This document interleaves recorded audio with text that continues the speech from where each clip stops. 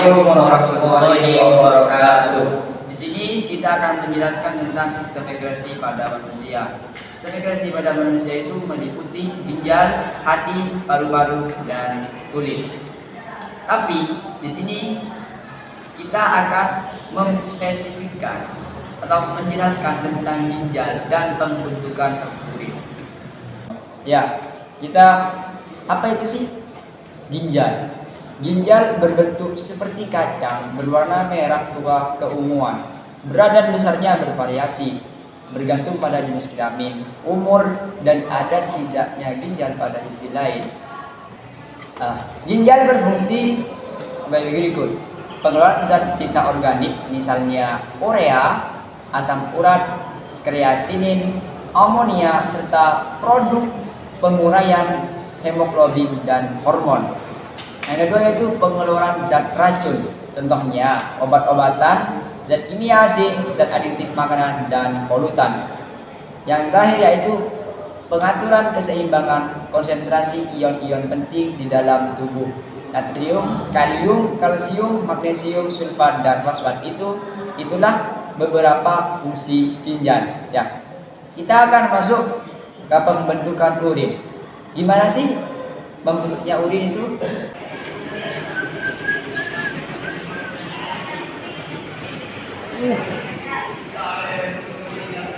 Mau kencing di mana ini?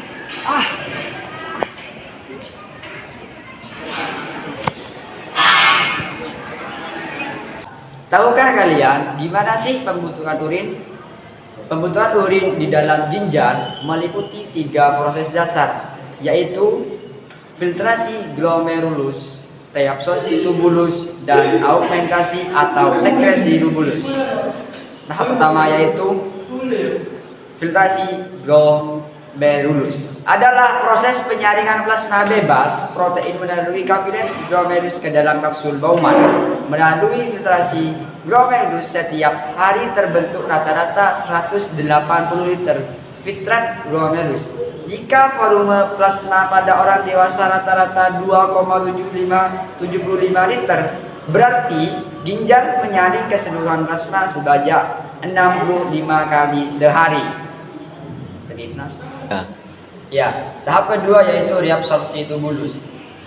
Reabsorpsi tubulus adalah proses penyerapan kembali zat yang dibutuhkan oleh tubuh seperti glukosa, asam amino, nutrisa organik, air, dan garam mineral.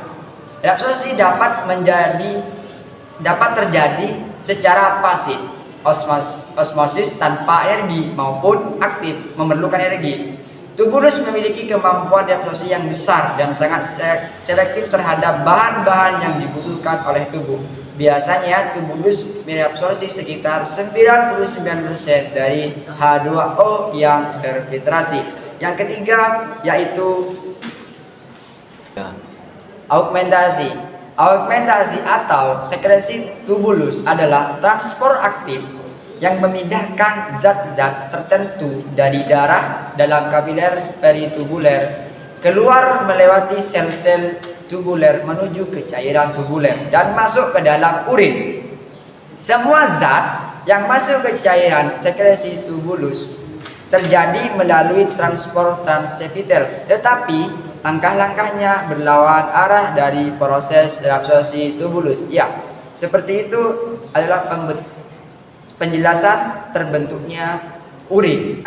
Nah, ada juga faktor-faktor yang mempengaruhi proses pembentukan urin, yaitu ada 2, faktor internal dan faktor eksternal. Faktor internal itu terdiri dari 3 hormon, yaitu hormon ADH dan hormon insulin dan sistem renin, angiostensin, aldosteron. Nah, hormon ADH itu dihasilkan oleh hipotalamus dalam otak, disimpan dan dibebaskan oleh kelenjar pituitari dan terletak di bawah hipotalamus. Nah, sedangkan hormon insulin itu dihasilkan oleh sel B atau beta pada pankreas. Insulin berfungsi untuk menurunkan kadar glukosa darah dengan cara menginisiasi penyerapan glukosa oleh sel untuk diubah menjadi energi atau disimpan, dan menghambat pembebasan glukosa ke dalam darah oleh hati. Nah, yang terakhir itu sistem renin, angiotensin, aldosteron. Nah, itu dihasilkan oleh aparatus juxtaglomerulus untuk merespons tekanan darah rendah, nah, konsentrasi natrium rendah, dan kehilangan air.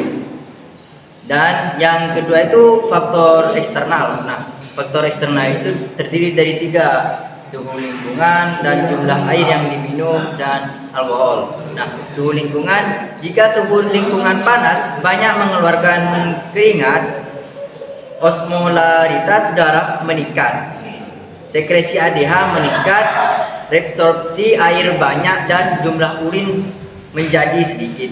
Nah, jumlah air yang diminum, jika banyak minum air, osmolaritas darah menurun, sekresi ADH menurun, reabsorpsi air sedikit, dan jumlah urin menjadi banyak.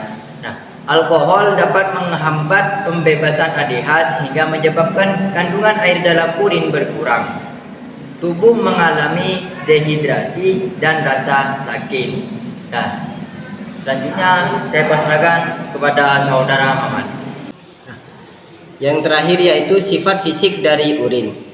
Urin ini memiliki sifat-sifat, yaitu yang pertama, volume urin yang dihasilkan orang dewasa yang sehat itu sekitar 800 sampai 2500 ml per hari.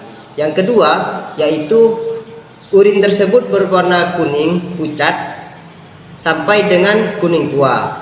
Urin yang masih segar tampak jernih, tetapi kalau didiamkan beberapa saat pada ruangan terbuka maka akan berubah menjadi keruh. Nah, yang ketiga itu berat jenis urin itu 1,003 sampai 1,035 gram per cm kubik.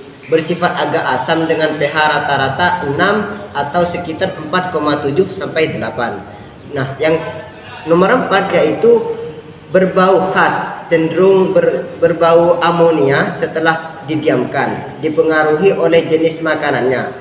Pada urin penderita diabetes, adanya aseton menimbulkan bau manis. Jika